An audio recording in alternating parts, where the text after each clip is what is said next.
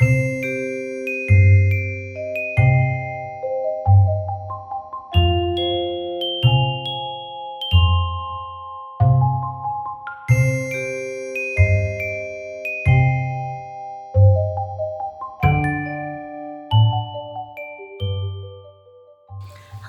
Rose Buddies, my name is Lysapenrose and today we are going to be growing crystals. We'll talk about crystallizing botanicals and other objects in the comfort of your own home with a very simple ingredient, salt. So the process of creating a crystal solution is actually super simple and aside from the waiting, super fast. So I'm going to show you the process, and while we wait for crystals to form, I am going to create a display box for a crystallized skull that I made while I share some tips and tricks I've learned through my various crystal experiments. Creating your crystal solution is super easy. First, you're going to need some sort of jar. I'm using a beaker, but basically you just want the opening wide enough that the container will be easy to clean after use. I'm going to be filling my beaker fully with the crystal solution, so I'm filling it about 1/4 to 1/3 of the way with the salt that I'm using.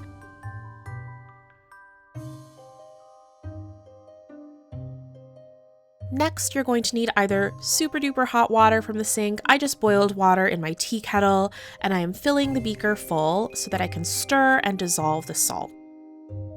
You'll notice that I am wearing gloves. There are different types of salt that you can use, which we'll talk about later, but aside from just keeping you generally safe, salt water is really drying on your skin, so gloves can help protect against that. Basically what we're doing is trying to oversaturate the water to create this super solution, which just means we're dissolving as much salt as we can. When the solution cools and starts to evaporate, the salt is going to pop out of the water and form crystals. The way my husband Dusty, who studied a lot of chemistry, described it to me is that it's easier for salt molecules to leave their dissolved form if they buddy up with others, which is why you'll sometimes get larger crystals that form, larger than the salt you're putting in. I just think that's really sweet. Changes are always easier to navigate with friends. Now that my solution has dissolved about as much salt as I think it's going to, I am going to put in the botanical I'm going to try to crystallize. I'm using a dried rose. This is my first time doing that, and I'm really hoping the rose petals don't get too soggy. You can see I'm facing a challenge of a new experiment, which is that the rose won't submerge. Oh my gosh, I thought tying it to a pencil might help. It didn't. I ended up having to hold it down with a rock.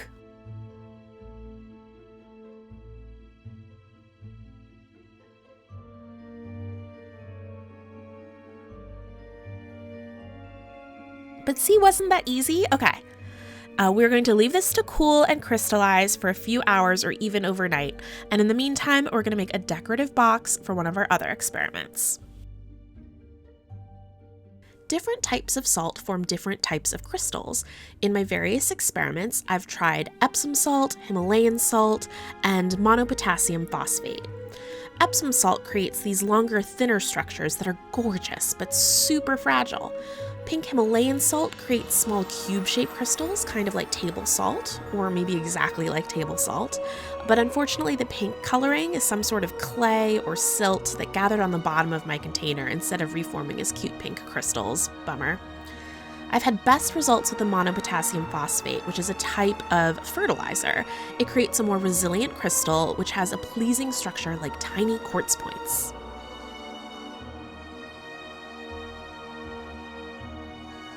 Crystallizing everything from small plant stems to medium animal skulls to large seashells, I've created solutions in lots of different containers to fit those items. Jars, wide bowls, I've even used a sheet pan. What I've noticed is that larger crystals seem to form in the taller, more narrow containers like jars. Sheet pans resulted in coatings of these really tiny crystals. I wonder if it has something to do with the surface area of the water and how that affects evaporation, maybe?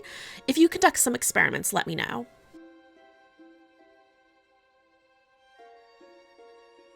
As you can see, the crystals on the skull for which I'm making the display case have started to crack and fracture and break off of the bone. I actually really like this worn look, but I'm creating a display case because I don't want it to further break down. I haven't experienced the same sort of breakage with my botanical experiments.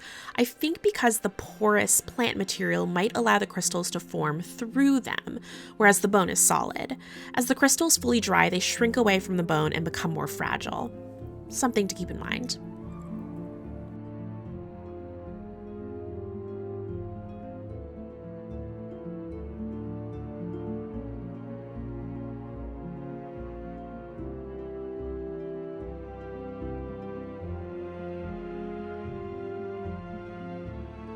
Finally, I have to say thank you to my friend Jen, who gifted me a sweet crystal making kit that got this whole process started.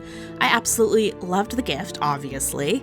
Thank you, Jen. The kit was assembled by an artist named Tyler Thrasher, so I fully recommend checking out and supporting his work to learn more.